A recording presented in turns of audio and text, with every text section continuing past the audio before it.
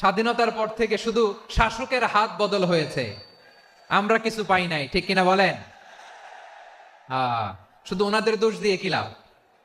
একদল খাইছে, আরেক দল খাওয়ার জন্য রেডি হয়ে আছে। কোরআন থেকে প্রেসক্রিপশন না নিলে সমাজ সুন্দর হবে না। কোরআনের প্রেসক্রিপশন না মানলে রাষ্ট্র সুন্দর হবে না। কোরআনের প্রেসক্রিপশন অ্যাপ্লাই না করলে শুধু দুর্নীতি দমন কমিশন দিয়ে দুর্নীতি বন্ধ করা যাবে না। দুর্নীতির আড্ডাখানা, আখড়াখানা বাংলাদেশ, ঠিক কিনা বলেন? গত 15 বছরে উন্নয়নের নামে লুটপাট হয়েছে প্রায় 3.25 লাখ কোটি টাকা। মানে লুটপাট করতে করতে এদেশের জনগণকে ফুটপাতে বসায় দিচ্ছে। ওই যে কে যেন আজহার নাকি মাজার একজন আছে, আগে ওরা খাইছে এখন এরা খেতেছে না, কি বলছে না? ভাইরে, রাজনীতি করবেন স্বনামে আসে, 2.5 লাখ লেগে রাজনীতি করেন, জামাতে জয়েন করেন, আপত্তি নাই তো, অন্য একটা দলে জয়েন করেন। আপনাদের এইসব শিশু সুলভ কথাবার্তা বন্ধ করেন। আপনাদের ঘাড়ে পা দিয়ে আমরা ক্ষমতায় আসি নাই।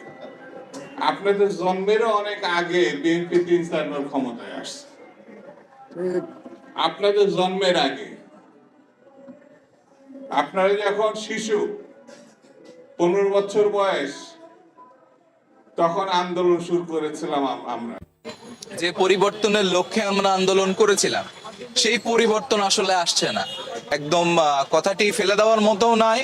একটা পার্টি আগে জুলুমের শিকার হচ্ছিল, তারা এখন মানে মজলুম জালিম হয়ে যায় কিনা ওই ভয় থেকেই প্রত্যেকটা মানুষ এই কমেন্টটা করছে যে যারা এত বছর ধরে দেখেছে, খেয়ে গিয়েছে, বাট এরা খেতে পায়নি, এরা দেখেছে, এখন তারা এসে খাচ্ছে।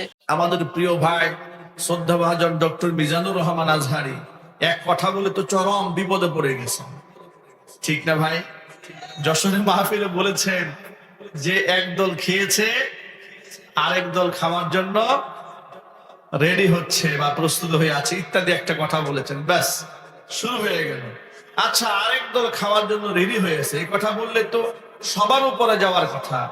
কারণ আগামীতে ক্ষমতা আসতে পারে বিএনপি, ক্ষমতা আসতে পারে জামাত, ক্ষমতা আসতে পারে ইসলামী আন্দোলন, কিংবা ইসলামী সমমনা দলগুলো ঐক্য করে বিএনপির সাথে ঐক্য করেও তারা ক্ষমতায় আসতে পারে।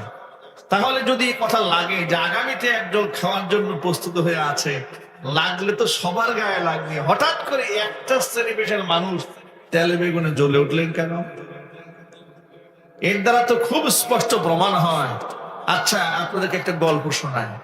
বাদশার কাছে নালিশ গেছে, বাদশাহ আপনার গুডাউনের তুলা সব চুরি হয়ে যাচ্ছে, কিন্তু চোর আপনার মহলে আছে, কিন্তু সিসি ক্যামেরা না থাকাতে শনাক্ত করা যাচ্ছে না। বাদশাহ খুব কৌশলী মানুষ, তিনি বললেন আমি তো দেখতে পাচ্ছি চোরের মাথায় এখনো পর্যন্ত তুলা লেগে আছে।